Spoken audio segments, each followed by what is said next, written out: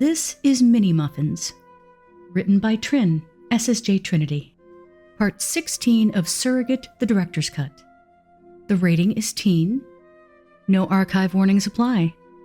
The fandom is Malevolent, the podcast. Additional tags. Just a little soft stuff to prepare for what's coming. These are fluffy, not too sweet. Hastur's plan is, working? They are right to be nervous, but it's okay to have a good time too. Voices by Vmprsm as the narrator and Faroe, Flamia as Hastur, Jasper as Arthur, LynnLarsh as John, Alexis as Dis, SSJTrinity, Kraiva, and Somniate as the work introduction.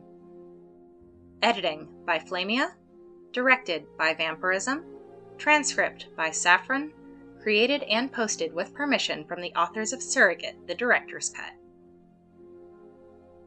Mini-Muffins. Soft, warm, consumed in one bite.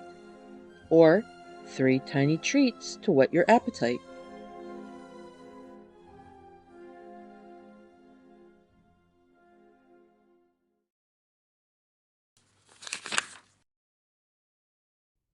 Chapter 1. Poke. Play with me, Uncle Arthur. It turned out play with me meant run around in some field for a while, until Arthur is gasping like a dying man, bent double to lean on his thighs, and Faroe is still bouncing around as fresh as a daisy. Arthur does his best. Then he sleeps through dinner, through the night, and well past breakfast the next morning.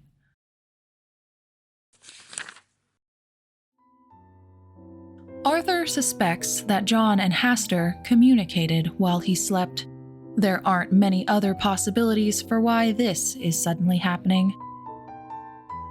Pushups, I think. Hastur says out of absolutely nowhere. Arthur stares in his direction over the piano. What? Agreed. It's like they're continuing a conversation already begun. What? 550. I want him able to feed himself after John. Fuck you! He could do 500 if he had to. You don't know Arthur. What is going on? Arthur doesn't want to do any. I know he could, John. With that pomposity barely disguised as patience. But he could not do anything after.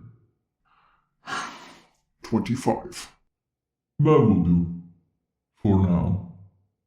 Right. He's not part of this. Arthur ignores them both and resumes playing the piano. Then Hastur picks him up, stretches him out like a cloth he intends to wring, and places him on the floor. Arthur tries to scramble up. Hastur pushes him back down, heavy tentacle between his shoulders. Arthur freezes, panting like a rabbit. Arthur. What? Push-ups. 25. Now. Now he's frozen out of confusion. You guessed correctly. Panicked. Don't be an ass. Arthur, the faster you do this, the faster it's done. What is happening right now? You refuse? Hastur uses the smooth voice, the dangerous one he pulls out when he's about to hurt someone. Arthur, just do it. The hesitation is a beautiful thing, not that Arthur realizes. He lies there, breathing too hard, and finally, slowly, does one push-up. Very good. 24 more. I don't understand. Arthur, do it. Arthur tightens his lips into a line and obeys. After, Arthur is just a little shaky. After, Hastur just leaves. Poof. John. Arthur sits back at the piano. What the hell was that? The beginning of your new regimen. My new what? Arthur, when I said you weighed 80 pounds sopping wet back on the train to New York, I wasn't making that observation as a goal to maintain. You may actually only be 80 pounds right now. You want me to put on weight? I want you well. So we've worked out a plan. A plan? Hastur's made an extended study of human physiognomy. I understand the human mind. My grasp of your body isn't even as broad as yours, and yours is pretty bad. Arthur rubs his face. So, you're putting me in boot camp? I'm putting you in you want to fucking be there when Faroe grows up camp. That isn't fair. Yeah, it is. Work on your piece. We're jogging later. You're telling me I'm living in the world of fucking gods and they can't just fix whatever you think is wrong? He could, without you actually building the, he said, non-genetic inheritance restraint of something about neuron pathways. I have no idea what you're talking about. Look, the point was he could just fix it, but you'd relapse almost immediately. We have to build up your body and brain so it'll last. And you trust this? Arthur, he's trying to woo me right now. He knows damned well that if he hurts you, he has no chance. So, you're saying he has a chance at wooing you? The third pause is the worst. I can't help wanting to be whole. I know you don't understand. Humans don't fracture the way we do. Even when you break, you're one person. I won't do it, Arthur. But yes, I want to. His expression is grim, as if he's already saying goodbye, and John can't handle it, so he pushes on, tone falsely bright. The silver lining is it means I can use this new project of his to get you help that you actually need. I'm taking advantage, Arthur. Just after a free dinner, in other words. What? Never mind. All right. You want this. Not him. You. Me. I do. I want you well. I want... Fuck. I will never forgive her for breaking you, but you love her and she wants to play with you, and this will make you both happy. Arthur takes John's hand. I think this is a waste of time. Arthur... Because I think I'm a waste of time. But we both know that, and we both know you disagree. I do disagree. Arthur's expression is resigned. I'll do it for you. Thank you. He can jog for 42 seconds before he has to stop. It's a start. John, I don't care about any of this. John's left hand touches his cheek. I do. For you, John.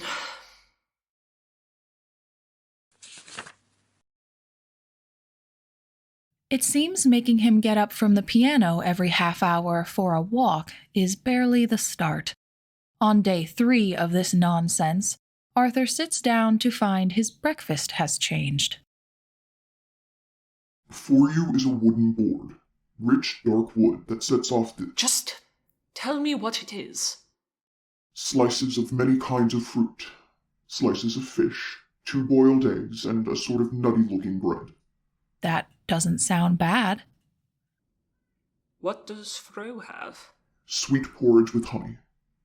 Why is mine different? Because, Arthur, you are neither a 3-year-old girl, nor are you healthy. You will eat all of this. It has been laced with spells to encourage your healing. All of it? Not sure I can. Uncle Arthur, you have to eat it. because then you can train with me. What? I have decided, given your physical condition, that training with a little girl might be a bit beyond you, but perhaps a good place to start. Hastur sounds like some kind of big cat. You've got to be pulling my leg. Arthur rubs his face. Please, Uncle Arthur. You had to rope her into it. Yes. Of course we did. Free dinner, Arthur reminds himself, choosing to believe John's claim. All right.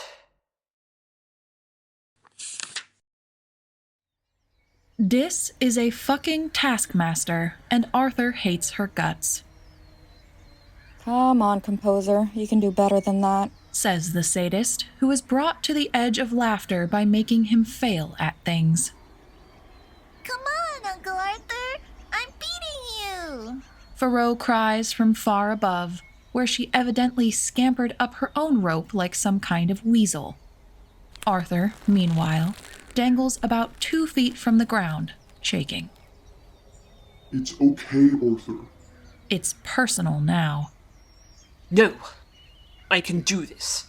And you have, more than once. But we're not actually running for our lives right now, so it's okay. There is no reason Dis should be able to hear John. Hastur's wards are impenetrable. Still, Dis smiles. John really doesn't like that smile.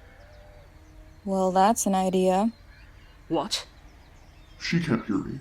As if to assure himself. Let's try something else. Come back down, both of you. Arthur drops like a stone, misjudges, and stumbles. Ugh! Dis stabilizes him, hands on his shoulders.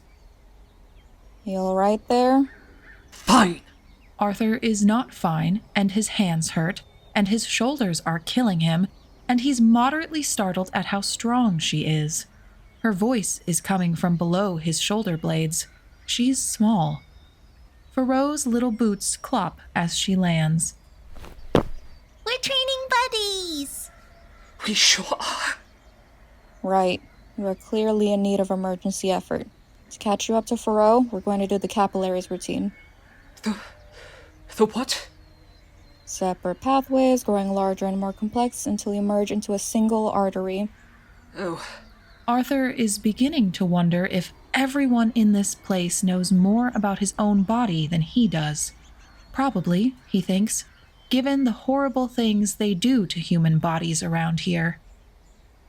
Faroe, go to your stretches. We're practicing archery while walking today. Okay. Off she goes.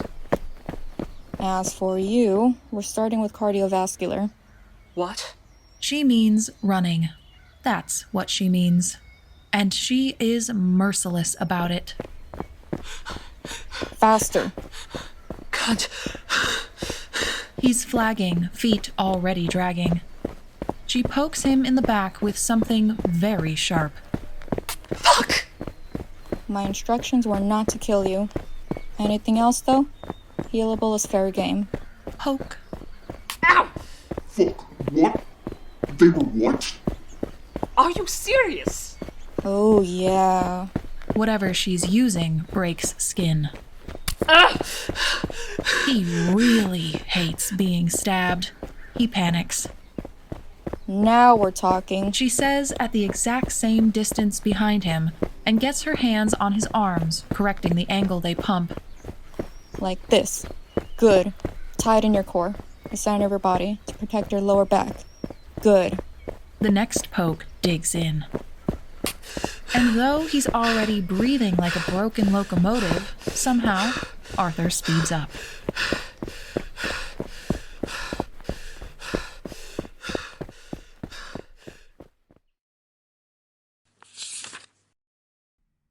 Arthur, shower.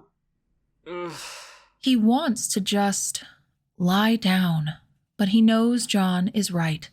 His clothing sticks to him. He's as wet as though he took a dip in a pond. Which, Dis warned him, is coming. Swimming is going to be part of this nightmare. animal. Arthur's trembling with effort to strip before stepping into the shower.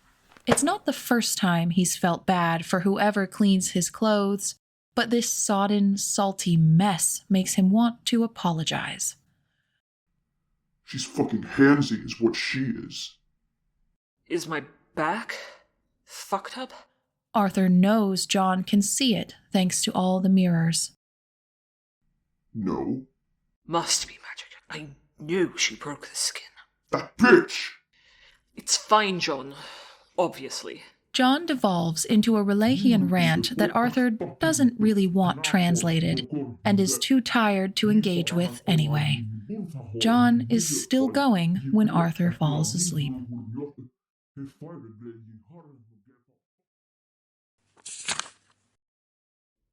Chapter 2, Presence. Hastur cannot sleep. Not that he sleeps, per se, but he rests, or he should. He can't. It's been 2 weeks since he could, and he doesn't want to know why. But he does know why. It is absolutely the piece's fault. It's not the piece's fault. Something about this fucking duel mark has made it impossible for Hastur to push aside the extra feelings. The needs. They aren't real. The time he's spent manhandling Arthur for John's sake has exacerbated the confusion. That's all. Hastur hovers above his palace, looking at the stars. Peace. It should be peace. It is peace. It is calm. It is incomplete. Because he doesn't have John, he tells himself, and that is a lie. Because he isn't whole, he tells himself, though that is a different pain. Damn John. Damn Arthur. Damn... He won't quite think damn Shub-Nigrath, who put him in this position, because that could have an outcome. Everybody. Hastur does the deific equivalent of tossing and turning for 27 days before he finally gives in.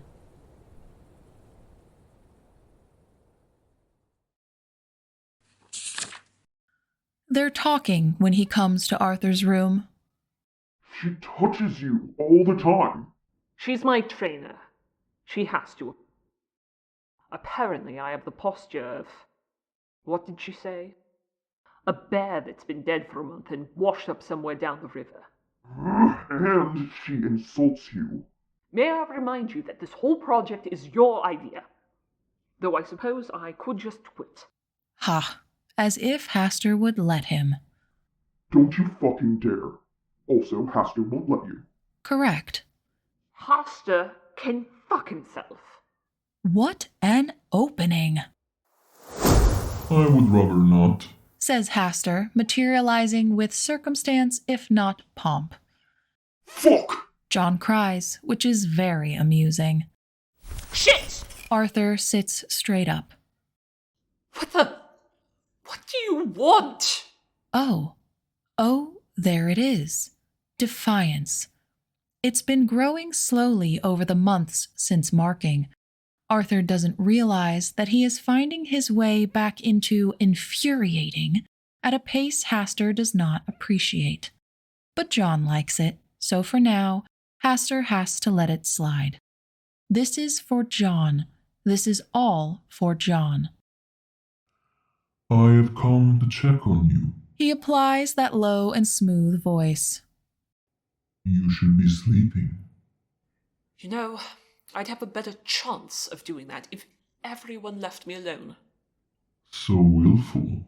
And Hastur rumbles his approval, which is a lie. For John. This is to manipulate John. Your chosen trainer has made him sore.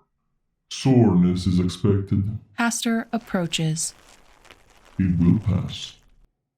I don't understand the insistence on this. You don't have to. Arthur, I've explained it. He's merely complaining, John. Let him get it out of the system. Closer. He can feel the disturbance of Arthur's breath. hear the steady pound of his heart, feel the sluice of blood in his veins. The way the air just around Arthur's skin benefits from his warmth. For John, keep it together. Have you decided on the theme for her 4th birthday yet? Yes. She has requested dragons. Nibbles will cast a kitten. Hastur feels his warmth. Nibbles will, by Faroe's request, be given a place of honor at the table. If that is not enough to satisfy the beast, she can throw her own party. So close for John. And this close, this near, Hastur feels better. Damn it all. Arthur rolls his shoulders. His clothing fits differently these days, though he doesn't know it. It's begun to stretch at the shoulders, to taper toward his waist. Could you please go away? I want to sleep. Not yet.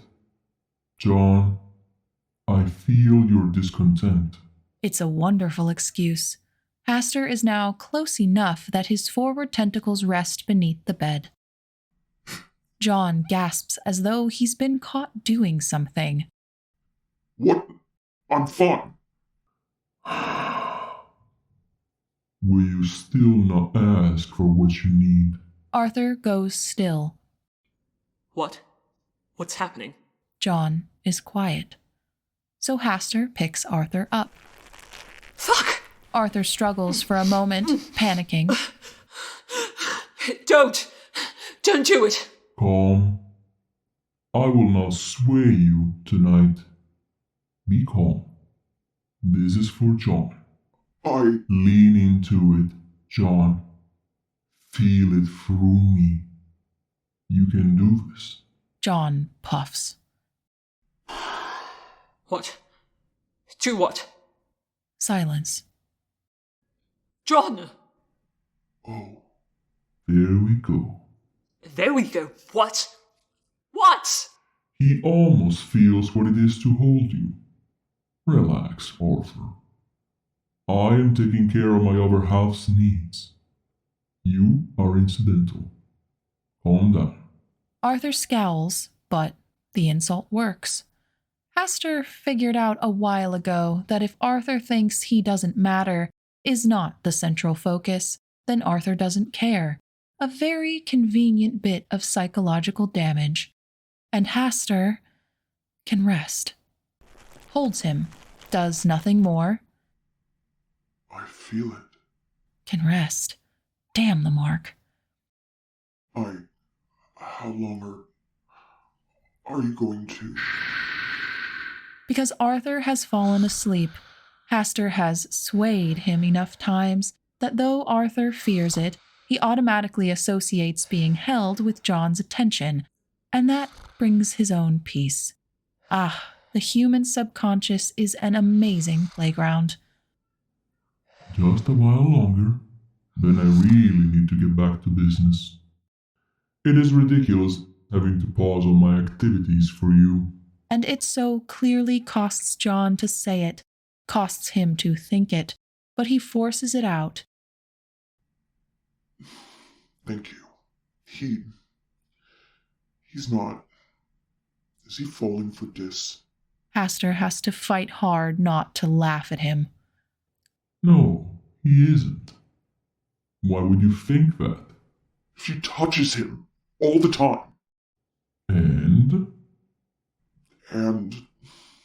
And you can't.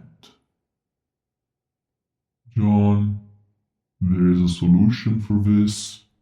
Never. I said I never would. Of course. Then you'll have to accept this substitute. It's the most I can give you. Silence again. Hastur's fine with that. The goal has been achieved. And if he chooses to stand there in the human's room, holding the stupid human, until the sky just turns pink, well, what of it? John needs it. This is for John. This is winning. When Hastur leaves, John will feel the loss of that contact, however indirect, even more keenly. This is good.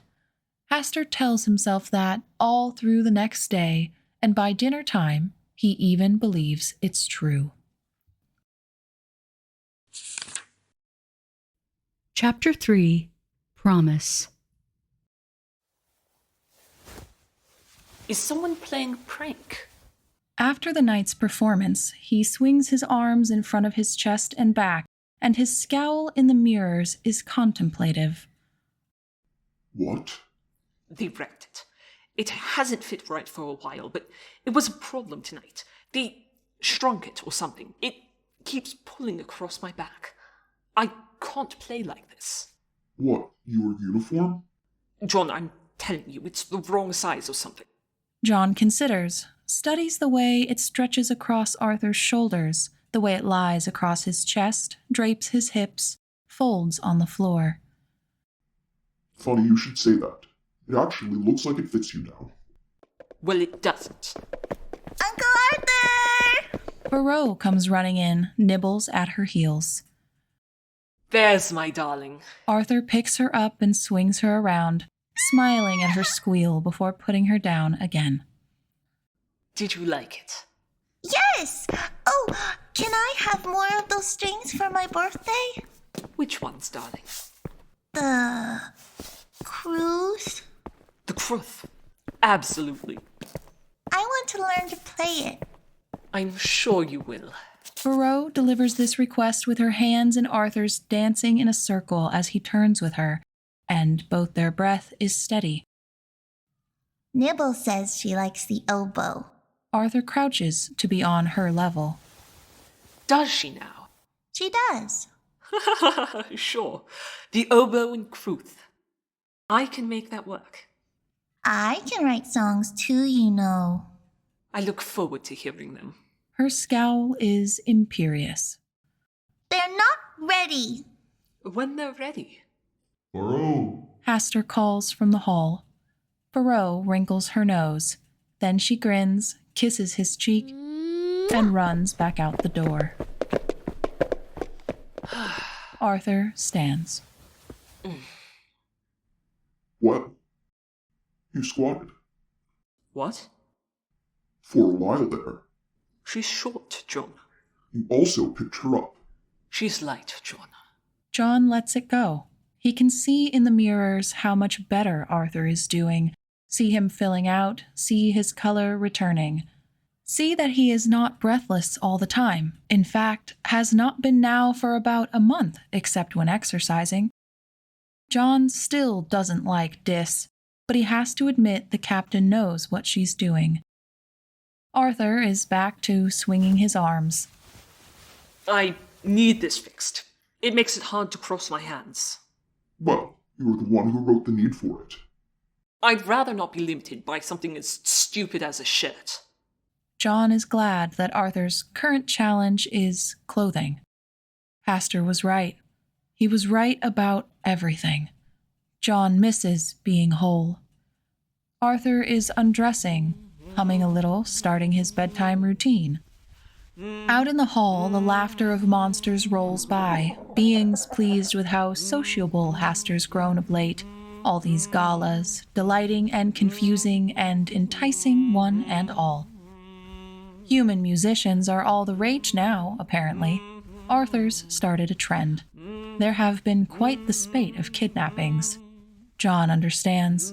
There's just something about humans. He could never say what, but something. Do you think we're in danger? What? I feel... Arthur steps into the shower. less bad these days, you know? You look less bad. But it was more than that. Arthur was being defiant. Arthur argued now, at least a couple of times a week, for at least a few seconds. Arthur was healing, and John is terrified what that could mean. Would Hastur break him again? Was Cain going to act out? It seemed too good, too easy. I get what you're saying. And I don't know, but I hope not.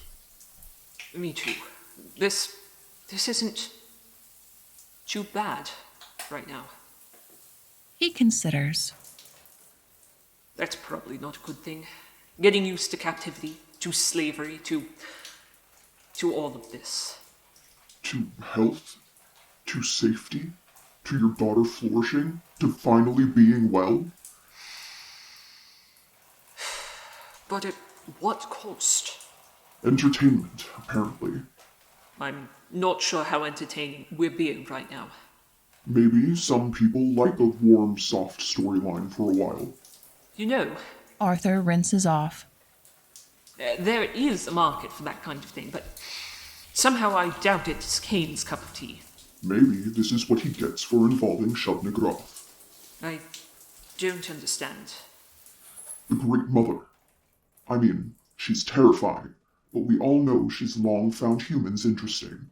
And at least regarding her horrible offspring, she's known to be kind. She doesn't hate your species, or want them wiped out. Really? I sort of assumed all of them saw us as ants. Or food. Not all. I don't. Arthur pauses, mid-towling. I am the King in Yellow, Arthur. Part of him. I am what I am. I know. They are both quiet. He's still inviting you to join him. I won't. Arthur climbs into bed. John doubts he knows how differently he lies down now. It's neither the limp, miserable flop of a dead fish, nor the tense, horrible anguish of a poisoned shrimp.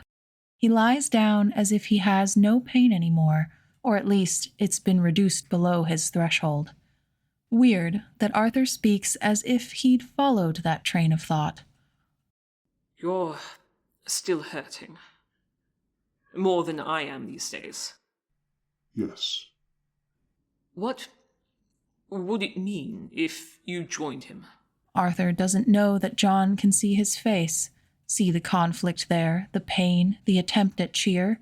For John, Arthur is trying to be ready for the worst, if that's what John truly needs. That doesn't feel great. Arthur, I'm not having this conversation. But what if it was good? What if you, I don't know, took his place or something? Arthur? Maybe you wouldn't even lose yourself. What if you both lived in there, the way you live in me? Arthur! What if we got lucky and he was absorbed, leaving you in control of this whole place? I said I'm not talking about it. Fine.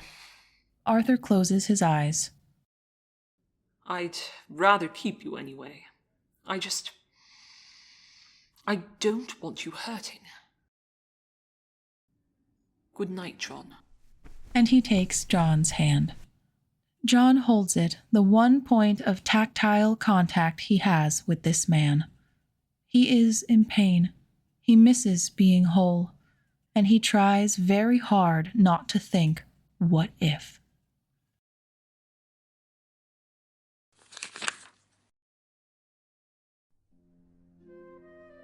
If you enjoyed this production of Surrogate, the Director's Cut, please read the original written work on AO3, where it is still actively updating as of July 2024. A link is in the work notes, where you can also find the social medias of all the production cast. Malevolent was written and produced by Harlan Guthrie, and all characters depicted here belong to their respective creators. The cast and management produced this show for no monetary gain, and all rights remain with the authors. Any sound effects or music used in this production were obtained legally or are created by the production cast. Please let us know your thoughts, and as Kane would say, stay tuned for the next episode!